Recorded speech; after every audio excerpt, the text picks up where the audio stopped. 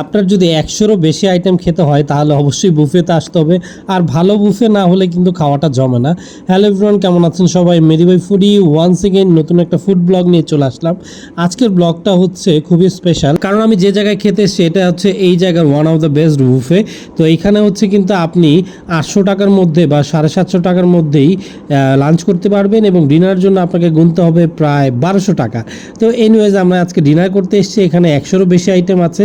আসলে ডিনার বা লাঞ্চ আপনি যেটাই করতে আসেন, আমার কাছে দুটোই বেটার মনে হয়। কোনোটাই মনে হয় না যে এটা থেকে বেটার।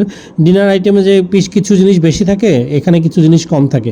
তবে আমার মধ্যে অর্থিত হয় মনে হয় আপনি লাঞ্চে আসলে, বিকজ ৮০০ টাকার মধ্যে আমি লাঞ্চটা পেয়ে যাচ্ছেন। আমার কাছে কিন্তু ডিনার থেকে লাঞ্চটা বেশি ভালো ডিল মনে হয়, বিকজ ৮০০ টাকায় কিন্তু আপনি মেজর যে ভালো আইটেমগুলো সেগুলো পেয়ে যাচ্ছেন।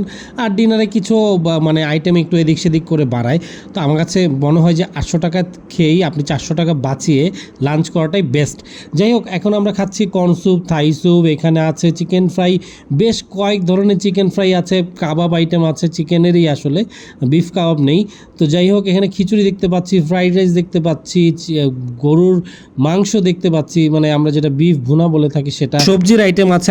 আমি তো একটা পায়া পেয়ে গেলাম। যাই হোক, এখন খাবো হচ্ছে যে ডেজার্ট আইটেমগুলো আছে। ডেজার্ট আইটেমের মধ্যে যে জেলি আইটেম আছে, কেকস আছে, কুনাফা আছে, মানে কি নাই এখানে। আপনি এখানে আসলে অনেক কিছুই পাবেন। আর সবচেয়ে বড় কথা হচ্ছে বুফেতে গিয়ে আমরা যেটা হয় যে আমরা আসলে খেতে খুব একটা পছন্দ করি না, বিকজ খাবারটা মজা থাকে না। আমার কাছে খাবারটা খুবই ভালো লেগেছে। এখানে কিন্তু স্কুইডও আছে, আপনার চাইলে অক্টোপাসও খেতে পারবেন। আমি অক্টোপাস খেয়েছি, কিন্তু ভাই অক্টোপাসের স্বাদটা কিন্তু আহামরি কিছু না।